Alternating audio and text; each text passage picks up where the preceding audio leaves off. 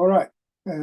امسال 2023 این اولین جلسه است که ما دور هم جمع شدیم و قصد من برای خودم و برای شما این است که ما تصمیماتی برای خودم و فامیل خودم و اشخاصی که دور برم و برای دیگران تصمیم بگیرن که 365 روز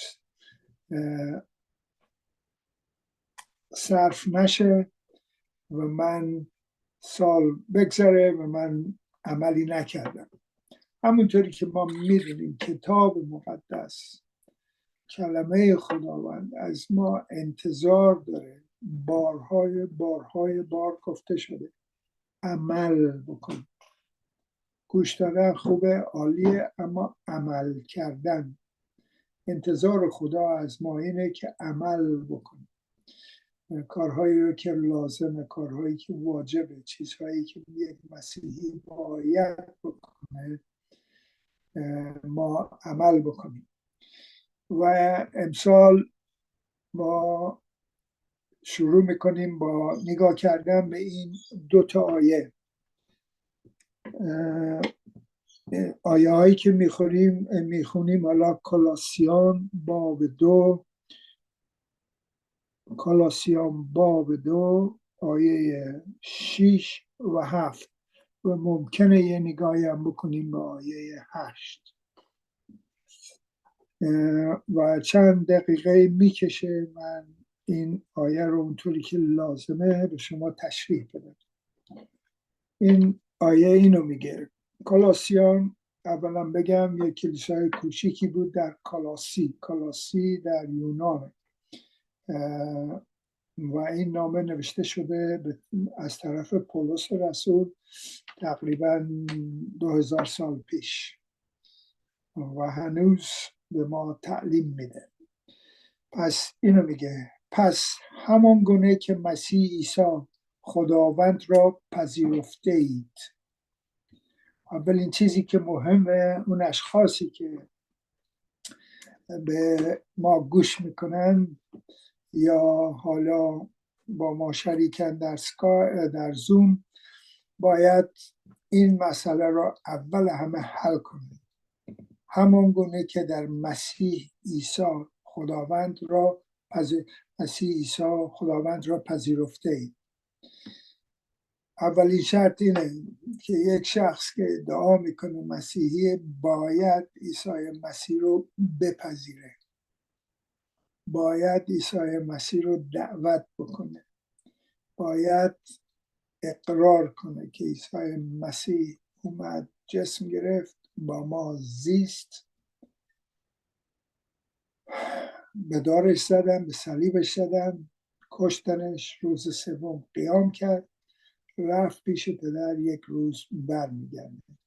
این پایه، اساسترین پایه، مهمترین پایه مسیحیت، ایمان به عیسی مسیح طبق این کتاب، نه طبق کتاب‌های دیگه که مذهب‌های دیگه مصرف میکنن و اسم عیسی رو اونجا نوشتن، چیزهای دیگه ای نوشتن. طبق این کتاب تنها راهی که میتونه یه شخص بگه خداوند را پذیرفتم اینه که عیسی مسیح رو دعوت کنه تو زندگیش. وقتی که میگه من عیسی مسیح رو دعوت میکنم، یعنی عیسی مسیح جسم گرفت، آمد، با ما زیست، به صلیبش زدن، مرد، روز سوم قیام کرد، رفت پیش پدر و یک روز بر میگرده و این دنیای کثیف ما رو به خاتمه میرسونه. فرزندان خودش رو بر میداره، با خودش میبره، بقیه یه داستان دیگه ایه. پس اولین چیزی که من شما رو در این سال تازه دعوت میکنم، قبول کردن، پذیرفتن، دعوت کردن عیسی مسیح. بدون دعوت کردن عیسی مسیح تو زندگیتون مسیحی نیستید. مسیحی نیستید. میتونید برین کلیسا، میتونین کتاب بخونین، میتونین کمک مالی بکنین، میتونین هر چی میخواین بکنین، اما تا اون زمانی که با لبان خودتون عیسی مسیح رو نپذیرفتین، دعوت نکردین، مسیحی نیستین. تنها راهی که این کتاب اجازه میده من به خودم بگم مسیحی هستم اینه که، یا مسیحی بشم، اینه که من عیسی مسیح رو طبق این کتاب بپذیرم، قبول بکنم و زندگی کنم. اوکی؟ این شرط اوله.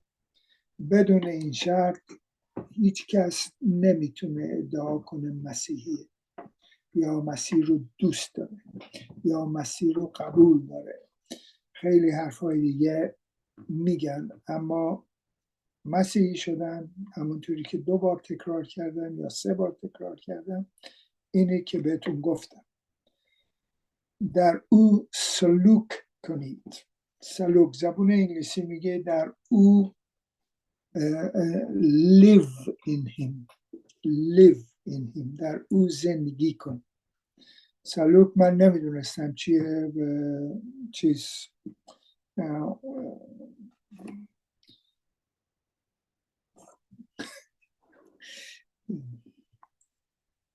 نگاه کردم و پیداش کردم، اما درست اونطوری که لازمه این سلوک معنی درست رو نمیده. معنی درست اینه حالا که عیسی مسیح رو پذیرفتی، در او زندگی کن، در او زندگی کن، live in him. شرط دوم اینه زندگی کردن در عیسی مسیح، زندگی کردن با عیسی مسیح، زندگی کردن با رفاقت در عیسی مسیح، زندگی کردن با گوش دادن به عیسی مسیح، با دقت کردن به گفتار خودم، کردار خودم، پندار خودم. باید مواظب باشم، در او باید زندگی کنم همونجوری که عیسی زندگی کرد. من باید سعی کنم مثل او زندگی کنم. در این حالا 7 در او ریشه گیرید، در او ریشه گیرید. ما همیشه این آیه رو اینطوری تشریح میدیم که همونطوری که یه درخت رو میبینی، اون چیزی که میبینی به ما میگن 2 برابر اون تو زمینه. یه درخت رو بهش نگاه میکنی، شاخه داره، برگ داره، 2 متر، 5 متر، 6 متر، هرچی هست، و درخت بزرگیه یا درخت کوچیکیه، هرچی میبینی 2 برابر اون تو زمینه. تو زمین ریشه، و این ریشه ها پخش میشه برای 2 دلیل. یک که درخت، دلیلای زیادی اما 2 تا دلیل خیلی مهمه. یک که درخت باد نتونه درخت رو بندازه، این خیلی مهمه. دومین تینگ باید آب و مواد رو ریشه ها بکشن، بفرستن به درخت، درخت ببره به شاخه ها، شاخه ها ببره به برگ. یک درخت بزرگی که میبینین به ما میگن تقریبا 2000 لیتر روزانه. من راستی تعجب کردم وقتی اینو شنیدم. 2000 لیتر روزانه باید آب پیدا کنه، این آبا رو پمپ بکنه.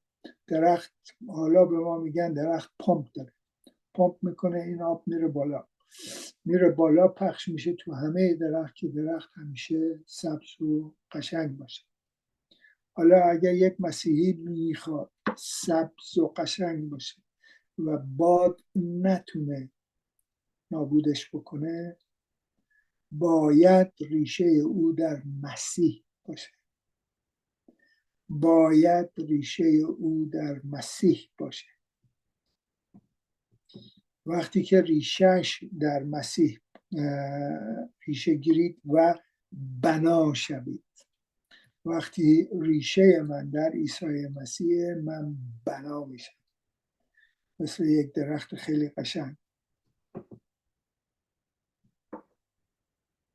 بعد از این میگه همون گونه که تعلیم یافته اید. تعلیم رو حالا من دارم به شما میگم. عیسی مسیح اول و آخر مسیحیته. عیسی مسیح زندگی یک مسیحیه. عیسی مسیح جان یک مسیحیه. عیسی مسیح قدرت یک مسیح. عیسی مسیح اون آب و مواد خوبی که ریشه درخت از زمین پیدا میکنه میفرسته بالا، اون اینه مواد خوراک ما، زندگی ما، ویتامین ما، آب ما، منرال، همه اینها عیسی مسیح برای یک مسیحی، برای یک شخص که عیسی مسیح رو پذیرفته و در او میخواد رشد بکنه و بنا شونه. حالا میگه همون گونه که تعلیم یافتید. تعلیم رو من به شما میدم. باید در عیسی مسیح رشد بکنیم، ترمز نکنیم. بدون شک وقتی یک مسیحی ترمز میکنه عقب میفته. همچین چیزی نیست در جا زدن در مسیحیت. یا عقب میفتی یا جلو میری با عیسی مسیح. حالا تعلیم دوم من برای شما چیه؟ 4 چیز که خیلی مهمه و نه خیلی مهمه، ریشه و آب که از زمین گفتیم اونه برای یک مسیحی. این 4 چیز اینه که یک مسیحی باید عادت بکنه به این چیزها. 1. کلمه خداوند، خوندن، شنیدن، تعلیم گرفتن، بایبل استادی کردن، همه اینها کلمه خداست.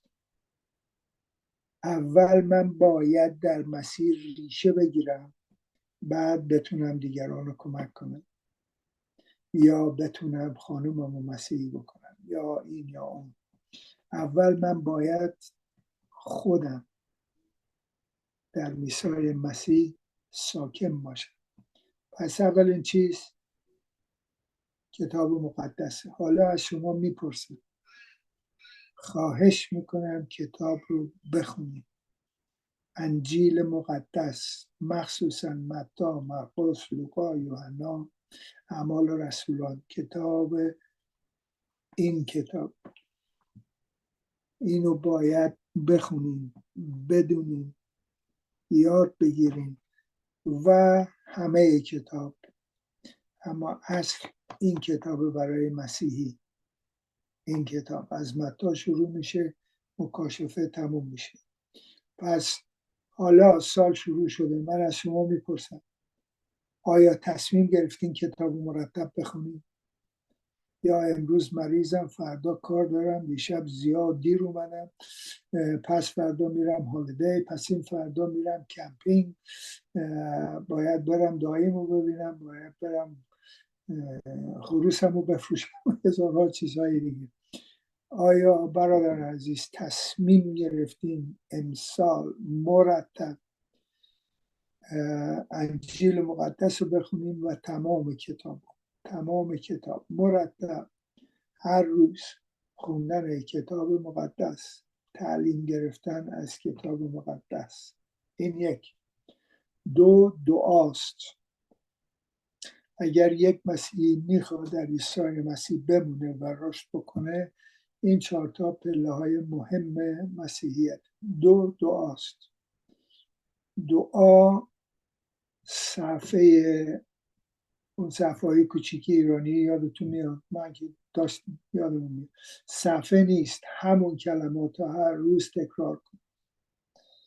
مغز تو خاموش کن، فقط دهنت ای خدا نه نه نه نه، ای خدا نه نه نه، ای خدا نه نه نه، شب بخیر ما رفتیم.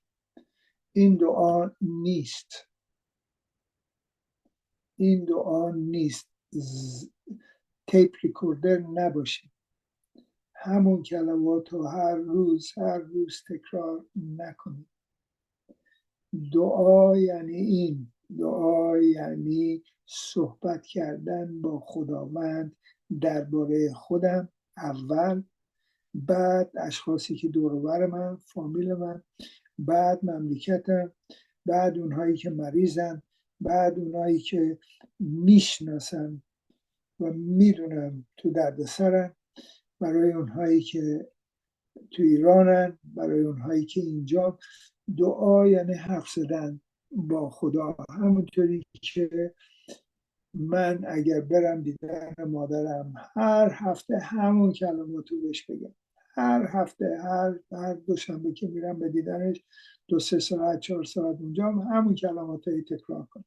امکان داره بعد از یه مدت به من بگه تو رو خدا خفه شد، به خسته شدم از این کلمات تو. یا من بیام به دیدن شما هر 3-4 روز بیام همون کلمات رو تکرار کنم. آیا نمیگین خدا کنه این خون نیاد دیگه از ما دست بکشه؟ پس دعا کردن، صحبت کردن با خدا درباره همه چیز. و کتاب مقدس به ما یاد میده چگونه دعا بکنیم. حالا وقتش نیست که من بگم، اما در گذشته اونهایی که با ما بودن میدونن من درباره دعا زیاد صحبت کردم در 12 سال گذشته. بنابراین من تشویقتون میکنم تیپ ریکوردر نباشید. هر روز همون کلمات، همون چیزها رو تکرار نکنید. بله بعضی چیزها باید تکرار بشه، شکرگزاری باید تکرار بشه. امکان نداره یک مسیحی دهنش رو باز کنه شروع کنه به دعا بدون شکرگزاری. شکر از خداوند خیلی مهم، برای نفسی که میکشی، برای خوراکی که میخوری، برای آبی که میخوری، برای پولی که تو جیبتی، برای کفشایی که داری، برای کلاهایی که داری، برای لباسی که داری، برای بچه‌ای که داری، برای هرچی، همه چیز. شکرگزاری خیلی مهمه و لازمه و واجبه. بعد از اون درخواست از خدا، نه فقط برای خودم، برای اشخاصی که دور و برم و برای دیگران. بقیهش بمونه حالا. اوکی، پس 1 کلمه خدا، 2 دعا کردن. من شما رو تشویق میکنم، خواهش میکنم، تمنا میکنم دنیای شما اینقدر شلوغ پلوغ نباشه که دعا نکنید. دنیای شما اینقدر بالا پایین نباشه که دعا نکنید. بعضی وقتا بعضی مسیحا به من میگن مدت هاست من دعا نکردم. من تعجب میکنم، راستی تعجب میکنم. من نمیدونم چطور امکان داره یک مسیحی چشماشو باز کنه صبح زود پاشه بره 24 ساعت نگه به خدا خدا ازت تشکر میکنم، ای خدا بچه ها، ای خدا زندگی خودم. هر حال من تشویقتون میکنم هر روز تا اونجایی که میتونید دعا بکنید. صبح، ظهر، بعد از ظهر، ساعت 10، ساعت 11، ساعت 1، ساعت 2، نصف شب وقتی که بیدار میشید چند کلمه دعا بکنید و بخوابید. این تقریبا عادت منه، من چیزی به شما نمیگم که خودم عمل نمیکنم. پس کلمه خدا، دعا. 3 بشارت دادن. این کتاب یک مسیحی رو مجبور میکنه بشارت بده، نه تبلیغ، بشارت. این کتاب یک مسیحی اگر مسیحی این کتاب مجبورش میکنه بشارت بده. بشارت چیه؟ بشارت اینه من اول اشخاصی که به من نگاه میکنن از دهانم، از چشمام، از اعمالم بدونن من با دیگران فرق میکنم من فوش نمیدم، من زود عصبانی نمیشم، من بالا پایین نمیرم، من دهانم شیرینه، چشمام گناهکار نیست. اولین چیز بشارت، نشان دادن شخص خودم که مردم بدونن من مسیحی هستم. و بارها ممکنه از شما و از من پرسیدن چرا با دیگران فرق میکنی، چرا فش نمیدی، چرا این نمیکنی. بعد این خودش یک راهی میشه برای من به بشارت دادن. اولین چیز زندگی خودم، زندگی خودم، مردم منو چطوری میبینن. وقتی که منو میبینم میتونم بگم این آقا با دیگران فرق داره یا هیچ. وقتی که مثلا توی یه پارتی هستم، وقتی که یه جایی هستم، وقتی 10-20 نفر اونجا هست، منم مثل همه مس میکنم و دربری صحبت میکنم و چاخان پاخان را میندازم یا با دیگران فرق میکنم. این بشارت اوله. بشارت دوم از اینجاست، از دهن. من موظفم، کتاب مقدس منو مجبور کرده صحبت بکنم درباره عیسی مسیح با دیگران، با اونی که باش کار میکنم، با اونی که نشسته تو بوس بغلم، با اونی که نزدیک منه، با اونی که از من دوره. اگر من در دعام از خدا بخوام ای خدا یه نفر رو درو من امروز بذار و من به اونها بشارت میدم، من با اونها درباره عیسی مسیح صحبت میکنم. پس سومین انتظار کتاب مقدس از من چیه؟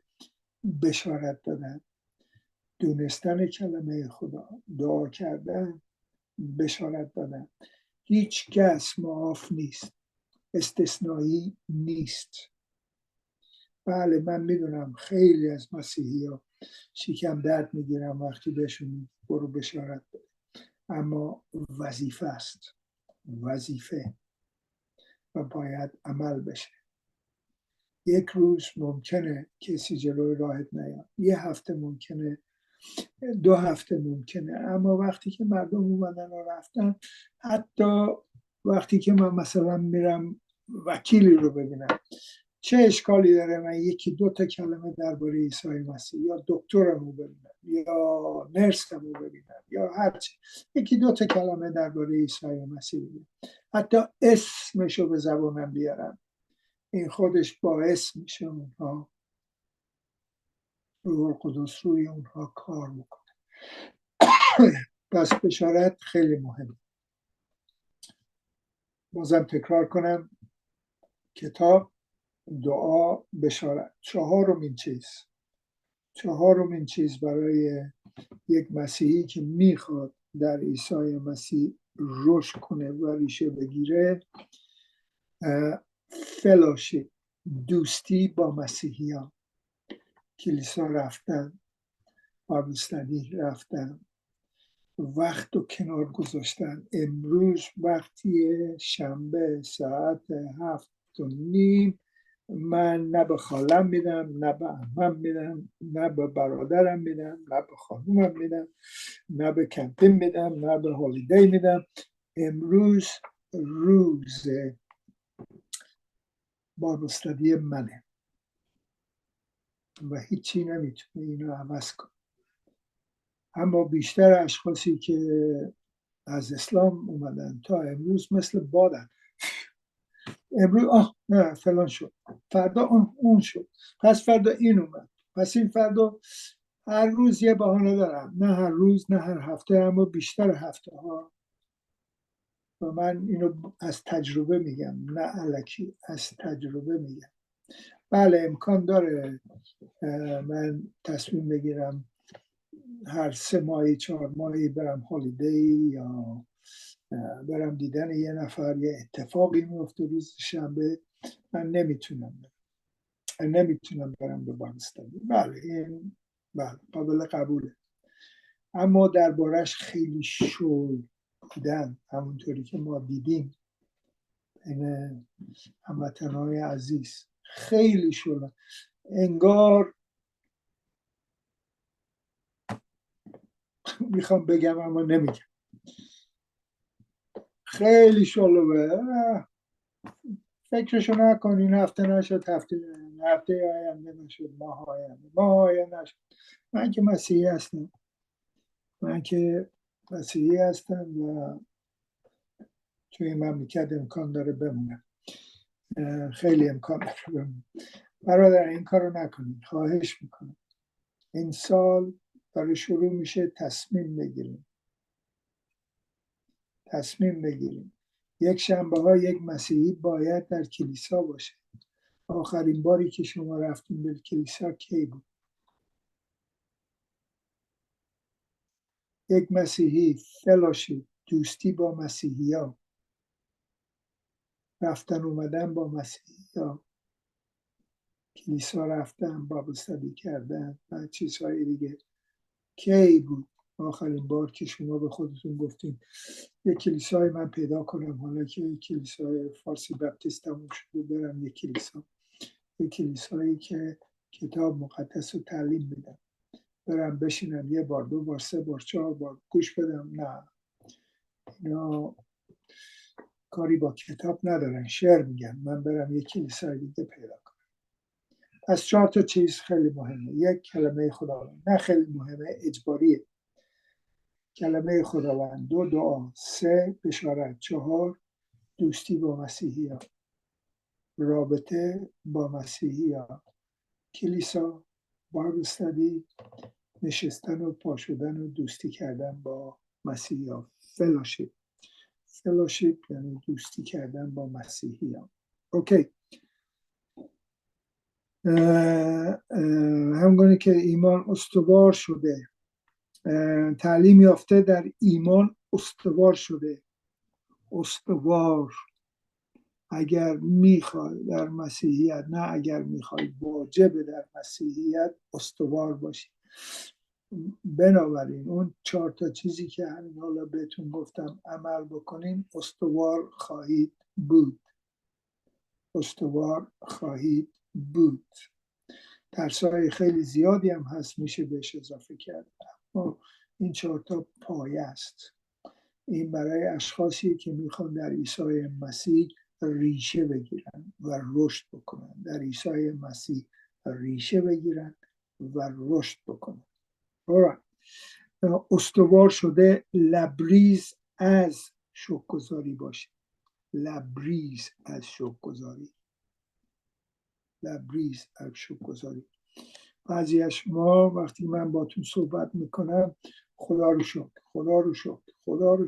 حالت خوبه، خدا رو شکر، خانم خوبه، خدا رو شکر، کار هست، خدا رو شکر، کمر درد میکنه، خدا رو شکر، مریضی، بله، خدا رو شکر. ما باید پر باشیم از شکرگزاری.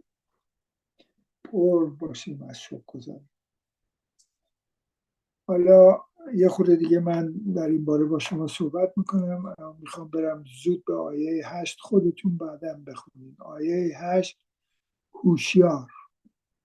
هوشیار باشید که کلاه سرتون نره. اگر من این 4 تا چیزی رو که بهتون گفتم عمل بکنم، من هوشیارم و کلاه سر من نمیره، دیگران منو فریب نمیدن، من از مسیحیت اصل جدا نخواهم شد، از ریشه خودم که عیسی مسیح سبا نخواهم شد، در او رشد خواهم کرد. پس برادران عزیز، در عیسی مسیح رشد بکنیم و بهتون گفتم چطوری میشه رشد کرد و دلیل رشد کردن. یکی از دلیل‌های رشد کردن اینه که کلاه سرت نمیره. هیچ کس نمیتونه تو رو منحرف بکنه از راه حقیقت. اگر من این کتاب رو خوب بدونم، چطور امکان داره یه نفر سر من کلاه بزنه؟ یه درسی رو به من بده که تو این کتاب نیست، یه تعلیمی رو به من بده که تو این کتاب نیست. من کتاب رو میدونم، تو دهنتو باز میکنی، گوش میکنم، میگم نه، این از کتاب نیست و من قبول ندارم. اگر به ویدیوهای یوتیوب و نمیدونم جاهای دیگه میلیون ها نفر خیلی چیزها میگن، 90%، ببخشید من نمیگم درست 90%، اما بیشترش طبق کتاب نیست، رویاه، خواب، صحبتهای شیرین، فلسفه است و دروغه. اگر من در کتاب مقدس ریشه بگیرم، چطور امکان داره سر من کلا بزنم؟ چطور امکان من منحرف بشم؟ فکر دیگران رو در این باره نکن. اول من باید رشد بکنم در عیسی مسیح، بعد فکر دیگران رو بکنم، بعد به دیگران درس بدم. اول من باید رشد بکنم. بیشتر معلم هایی که بازم بگن تو یوتیوب هست رشد ندارن، فقط کامپیوتر دارن، از اینجا از اونجا چند تا چیزی میذارن بغل هم، درسته، یه اشتراح خوبه، بعد میرن به دیگران یاد میدن و خیلی ها رو منحرف میکنن. اگر نمیخوای منحرف باشی این 4 تا چیز رو عمل کن. از کلیسا فاصله نگیر، از بایبل استدی فاصله نگیر. حالا برادران، سال داره شروع میشه، شروع شده، 3 هفته رفته. آیا امکان داره من از شما خواهش کنم یه کاغذ و مداد بردارین بذاری جلوت، بگو آقای ایکس بیشتر از 350 روز وقت داری، در این 350 روز آیا به خودت قول میدی کتاب مقدس رو مرتب مطالعه بکنی؟ آیا قول میدی مرتب در دعا باشی؟ آیا قول میدی به دیگران درباره مسیحیت صحبت بکنی؟ آیا قول میدی به خودت که من با مسیحا قاطی میشم، کلیسا میرم، با استادی میکنم و زود شلوول نمیشه، یه روز کار منو نمیکشی، یه روز دوست منو نمیکشی، یه روز چپق منو نمیکشی، یه روز پارتی منو نمیکشی کنار، من تصمیم رو گرفتم. بیشتر از 350 خورده روز وقت داریم. آیا امکان داره شما بشینین یه چیزی بنویسین و طبق اون چیزی که نوشتین عمل بکنین در این سال آینده؟ و ما وقتی که سال تموم شد در شما رشد مسیحیت ببینیم، رشد مسیحیت ببینیم، ببینیم که شما دیگران رو کمک میکنید، ببینیم که شما بشارت میدید، ببینیم که شما دعایتون قوی شده، ببینیم که کلمه خدا رو خوب میدونید. اینها راههاییه که شما باید، وقتی میگم باید یعنی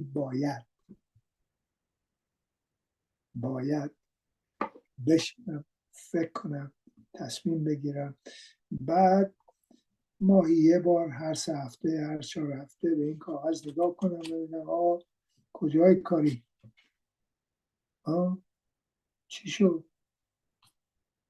کتاب افتادی عقب، دعات شده تپری کنی، بشارتت که هیچ، و دوستی با مسیحی ها، کلیسا و بابستگی و این اون تقریبا مرده. ماهی یه بار، هر 2 هفته، هر 3 هفته خودتو بیدار کن. چرا؟ چون من میخوام در مسیح رشد بکنم، ریشه بزنم و اونو خدمت بکنم. این راهیه هست که بارهای بار گفتم، بازم به شما بگم. وقت، هنر، مال، این 3 تا چیز در زندگی مسیح خیلی مهمه. آیا وقت تو میدی به خدا یا نه؟ آیا پول از خدا مهمتره؟ وقت، هنر، اگه نجاری اگر عطاری، اگر شعر نویسی، اگر شاعری، اگر هرچی، آیا اینو مصرف میکنی برای خداوند؟ سومین چیز مال. عیسی مسیح بیشتر درباره پول صحبت کرد از چیزهای دیگه، باور بکنید یا نکنید. مال کمک کردن، دادن برای اونهایی که واجب لازم معلم منن، برای اونهایی که مریضن، برای اونهایی که ندارن، برای اونهایی که خودتون بهتر از من میدونید. و من میدونم انتظاراتی هست از ایران، درخواستهایی هست، من میدونم و بکنید. 3 چیز: وقت، هنر، مال. وقت، هنر، مال. حالا برادران فکر میکنم من زیاد صحبت کردم، از شما بازم تمنا میکنم برای آخرین بار بشین فکر کن. 350 خورده روز جلوی من هست. این 350 روز و 60 روز رو من چطوری مصرف میکنم که عیسی مسیح جلال پیدا بکنه، افتخار زندگی من برای عیسی مسیح باشه. حالا من مریضم و خیلی خیلی چیزهایی که قبلا خیلی ساده میکردم حالا نمیتونم بکنم. زود خسته میشم، باید استراحت کنم، بخوام یا نخوام باید بشینم. تموم شد و رفت. دست و پا میلرزه و نفس در نمیاد و باید بشینم، باید استراحت کنم. حالا از خودم روزانه میپرسم ای مسیحی به کی بشارت میدی؟ ای مسیحی چقدر میشینی؟ ای مسیحی مردم عیسی مسیح رو نمیشناسن، نمیدونن. چطور میخوای بری بهشون بگی؟ یه درد شده توی قلب من که من حالا نمیتونم، نه با هموطن نه با غیر هموطن. نیم ساعت بیرون رفتن قدم زدن برای من کار مشکلی شده، کارهایی که قبلا مثل آب میکردم. پس بعضیزان همونطوری که من خودم رو مرتب امتحان میکنم، تفتیش میکنم، شما این کارو بکنید. نذارین امسال تموم بشه ای وای اینو نکردم، ای وای اونو نکردم، ای وای نمیدونم چطوری دار کنم، ای وای مال ای گذاشتم رو هم دیگه.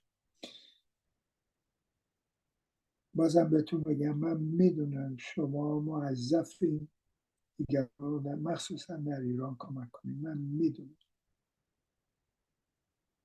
بدون شک، اما وظیفه منه به شما بگم هنر، وقت، هنر، ما.